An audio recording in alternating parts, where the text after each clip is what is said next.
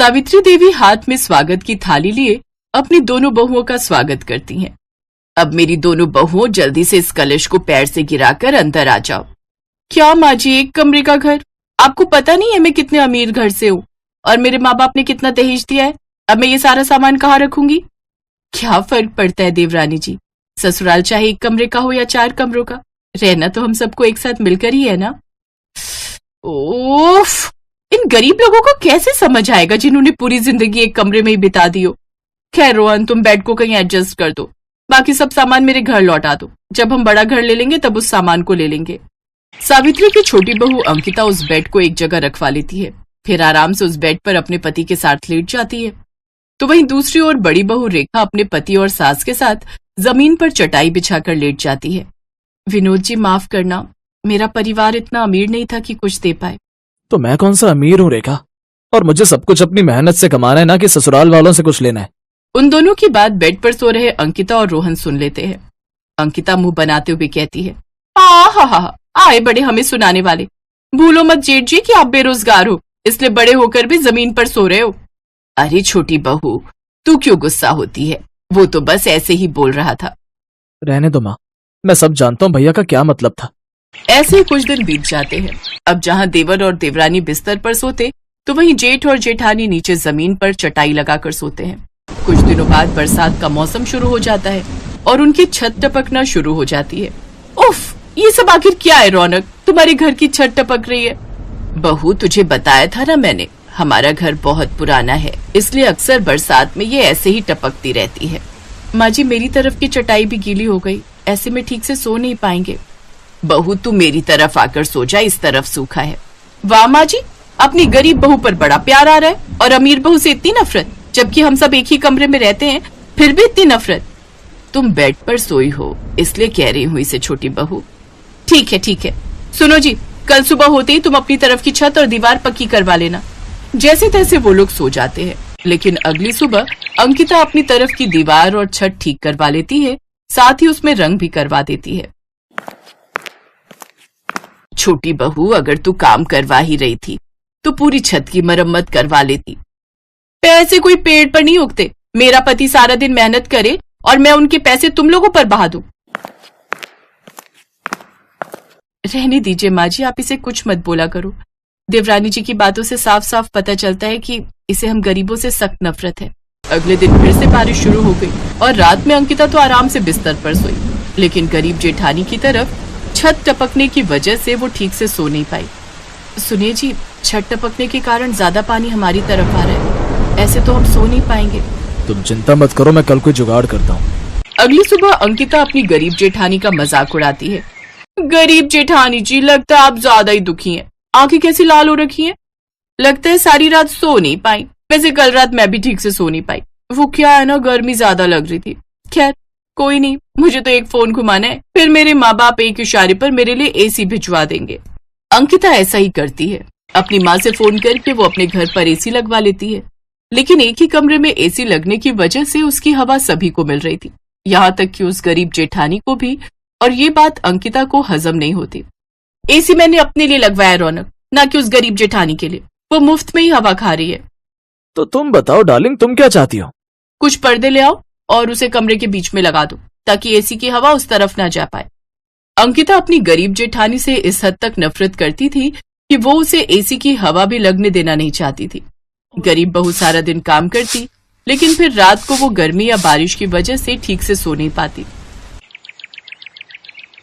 रौनक, तुम आज ही जाकर मिस्त्री पकड़ कर ले आओ, मैं अपनी तरफ का हिस्सा ऊंचा करवा लूंगी। इस गरीब की वजह से हमें भी ये पानी की किचकिच झेलना पड़ता है, और फिर बारिश का गंदा पानी मेरी तरफ जमा हो जाता है। बहू, किसी गरीब को इतना सताना भी ठीक नहीं है। आप तो चुप ही रहिए माँ जी। अच्छा रौनक, आज ना मेरा समोसे खाने का बड़ा मन कर रहा है, तुम बाहर से हम दोनों के लिए ले आओ ना। हाँ, मैं अभी ले आता हूँ। फिर शाम को तेज बारिश होती है, जिससे घर में पानी भर जाता है। उधर चूल्हा गीला होने के कारण गरीब बहू खाना नहीं बना पाती और उन तीनों को भूखा ही सोना पड़ता है। ये देख देवरानी कहती है, गरीब लोगों के साथ ऐसा ही होता है। अब बस भी कर छोटी बहू, तू अमीर है इसका मतलब ये नहीं हमारी बार बार बेइज्जती करेगी। ऐसे ही दिन बीतते हैं। एक रोज रौनक ऑफिस से घर लौट रहा था तो गड्ढे में उसका पैर फंस जाता है। जिस वजह से उसके पैर में काफी चोट आ जाती है और अब वो बिस्तर पकड़ लेता है और अब वो नौकरी पर भी नहीं जा पाता। अंकिता को पैसों की कमी होने लगती है और वो अपनी माँ को फोन करके हेल्प मांगती है।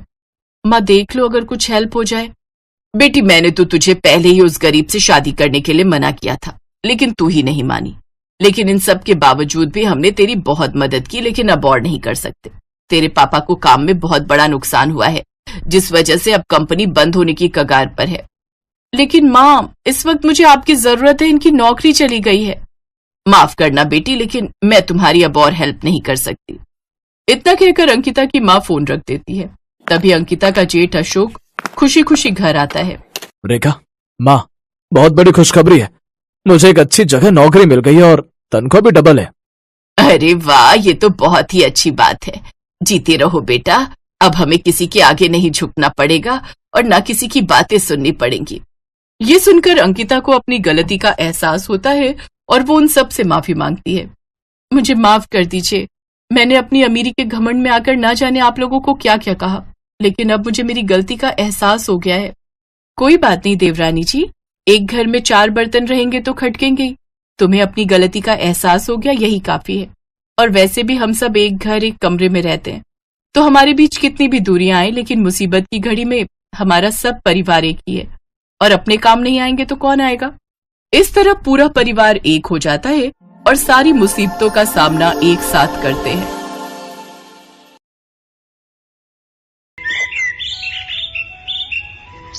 आओ छोटी बहू, अंदर आओ। हमारे इस गरीब खाने में तेरा स्वागत है। नीलम अपनी छोटी बहू का गृह प्रवेश कर उसे घर के कमरे में ले आती है, जहां अंदर आते ही नीलम की छोटी बहू बबीता उस कमरे को चारों ओर से देखती है। ये देख उसकी सास नीलम उससे कहती है, क्या हुआ छोटी बहू, क्या देख रही हो? माँ जी, ये कमरा कुछ ज्यादा ही छोटा नहीं है? खैर, ये बताइए कि मेरा कमरा कहाँ है? शादी के रीति रिवाजों में मैं बहुत थक गई हूँ, अब मैं आराम करना चाहती हूँ। बहू, यही तेरा और तेरी जेठानी अनीता का कमरा है।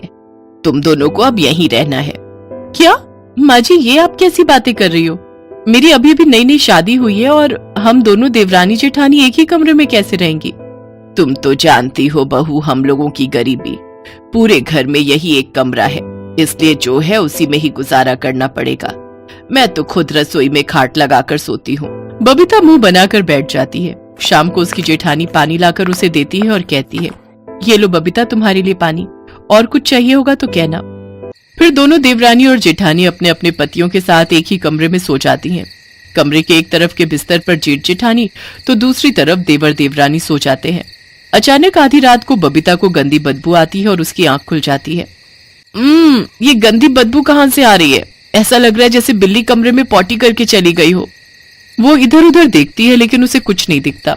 कुछ देर बाद उसकी जेठानी उठती है और जोर से गैस छोड़ती है। ओहो, तो ये सारा किया धरा इन्हीं का है। इन्होंने जरूर मूली के पराठे खाए होंगे। पराठे खाकर अब मेरा जीना मुश्किल कर दिया इन्होंने। ये जेठानी तो आइटम हम छोड़े जा रही है, उन्हें जरा भी शर्म नहीं आ रही। हे भगवान, मैंने क्या क्या सोचा था कि मेरी सुहागरात ऐसी होगी। सुहागरात वाले दिन भी हो तो कुछ नहीं हो पाएगा, ऊपर से ये बदबूदार गैस और सूंघनी पड़ रही है।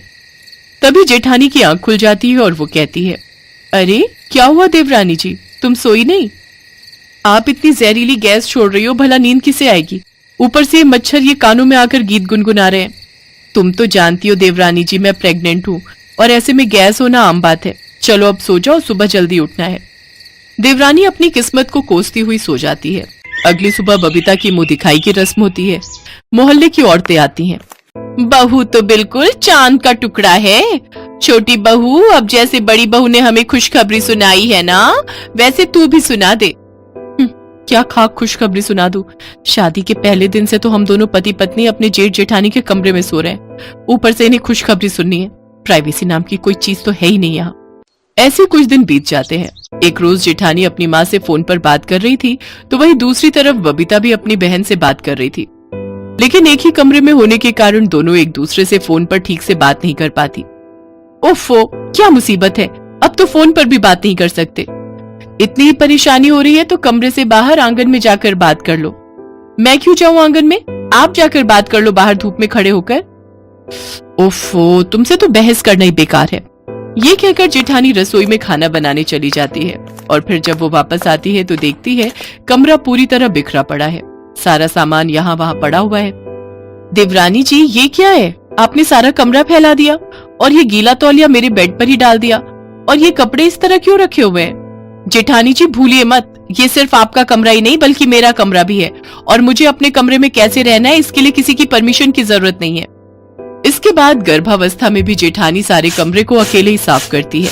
ऐसे कुछ दिन बीतते हैं और अब जेठानी की डिलीवरी का वक्त पास आ जाता है, इसलिए उसकी सास उसकी गोद भराई की रस्म रखती है, जिसके लिए अनीता शीशे के सामने खड़े होकर तैयार हो रही होती है, जिसे देखकर उसकी देवरानी कहती है, जेठानी जी, अगर आपका श्रृंगार हो गया हो तो अब आगे से हट जाइए, मुझे भी तैयार होना है।